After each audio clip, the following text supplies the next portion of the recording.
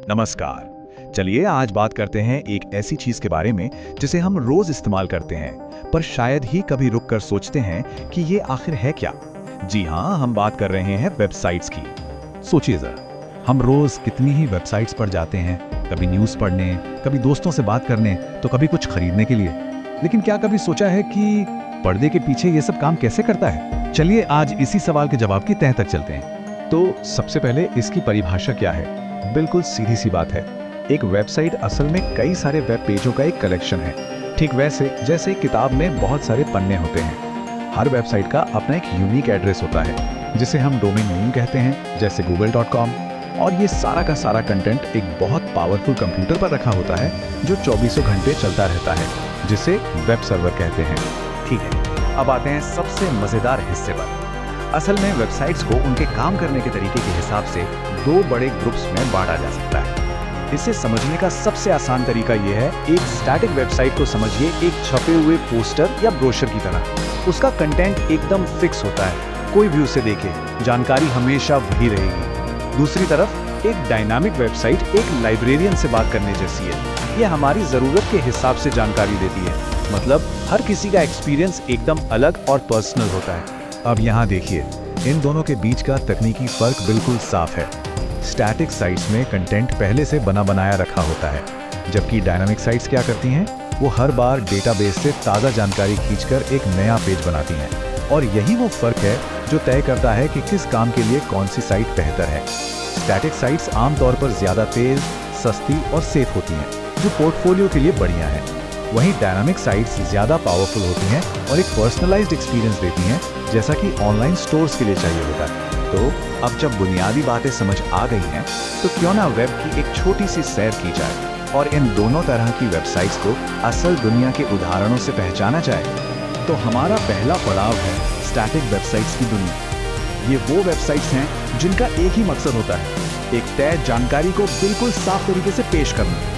इसके सबसे अच्छे उदाहरण क्या है? सोचिए किसी आर्टिस्ट या फोटोग्राफर के पोर्टफोलियो के बारे में, या फिर किसी छोटे बिजनेस की वेबसाइट जो बस अपनी सर्विसेज के बारे में बताती है। इन सब में एक बात कॉमन है, जानकारी हर विजिटर के लिए एक जैसी ही रहती है, बिल्कुल उस ब्रोशर की तरह, है ना?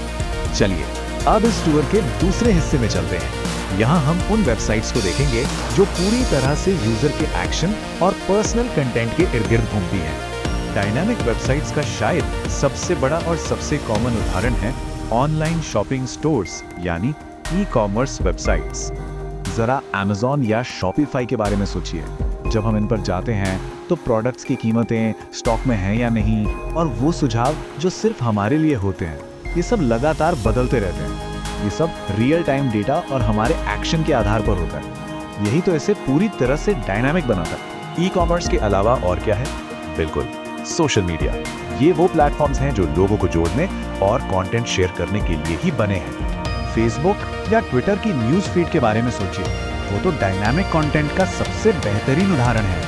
वो हर सेकंड अपडेट होती है, और जो फीड मुझे दिख रही है वो किसी और को नहीं दिखेगी, क्योंकि वो इस बात पर निर्भर करती है कि हम किसे फॉलो करते हैं और किसके साथ इंटरैक्ट करते हैं। और फिर आते हैं ब्लॉग्स और फोरम, मतलब वो जगहें जहां आर्टिकल्स पब्लिश होते हैं और लोग आकर चर्चा करते हैं। मीडियम या रेडिट जैसी साइट्स भी डायनामिक है। क्यों? क्योंकि यहाँ नई पोस्ट्स, कमेंट्स और सवाल जवाब रियल टाइम में यूजर्स के द्वारा ही लगातार जोड़े जा रहे हैं। इससे कंटेंट हमेशा ताज़ा और एक तरह से कहें तो जिंदा रहता है। अच्छा, आगे बढ़ने से पहले 1 मिनट रुकते हैं। एक चीज़ जो अक्सर लोगों को कंफ्यूज करती है, उसे क्लियर कर लेते हैं। एक वेब पेज और एक वेबसाइट में आखिर फर्क क्या है? ये बहुत आसान है। एक वेब पेज समझ लीजिए एक ईंट है, बस एक सिंगल डॉक्यूमेंट। और वेबसाइट वो उन सारी ईंटों से बनी पूरी की पूरी बिल्डिंग है। मतलब वेबसाइट एक पूरी ऑनलाइन पहचान है और वेब पेज उसके छोटे छोटे लेकिन जरूरी हिस्से हैं। तो अब तक सब कुछ बड़ा साफ साफ लग रहा है ना?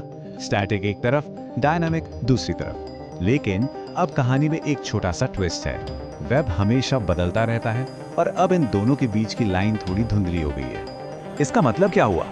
इसका मतलब ये है कि आजकल डेवलपर्स के पास ऐसे नए टूल्स आ गए हैं जो स्टैटिक साइट की स्पीड और सिक्योरिटी तो लेते हैं, लेकिन उनमें कमेंट सेक्शन या लाइव अपडेट्स जैसे डायनामिक फीचर्स भी आसानी से डाल देते हैं। सोचिए, एक ऐसा ब्लॉग जो पलक झपकते ही खुल जाए लेकिन उस पर ताज़ा बातचीत भी हो सके। मतलब दोनों दुनियाओं की सबसे अच्छी चीज़ें एक साथ। तो असल में आज का निचोड़ क्या है, वो ये है कि आज वेब को सिर्फ 2 डिब्बों में नहीं बांटा जा सकता। ये असल में इंटरैक्टिविटी का एक पूरा स्पेक्ट्रम है। एक छोर पर है बिल्कुल साधा जानकारी वाला पेज और दूसरे छोर पर है Amazon जैसा बड़ा और डायनामिक यूनिवर्स। और इन दोनों के बीच में अनगिनत हाइब्रिड साइट्स हैं जो दोनों की ताकत का इस्तेमाल कर रही हैं। तो बस मैं आज की बात इसी एक सवाल के साथ खत्म करना चाहूँगा। जैसे जैसे टेक्नोलॉजी आगे बढ़ रही है और वेबसाइट्स और भी ज़्यादा स्मार्ट होती जा रही हैं, आने वाले कल का वेब कैसा होगा, ये सोचने वाली बात है। आज के लिए बस इतना ही। धन्यवाद।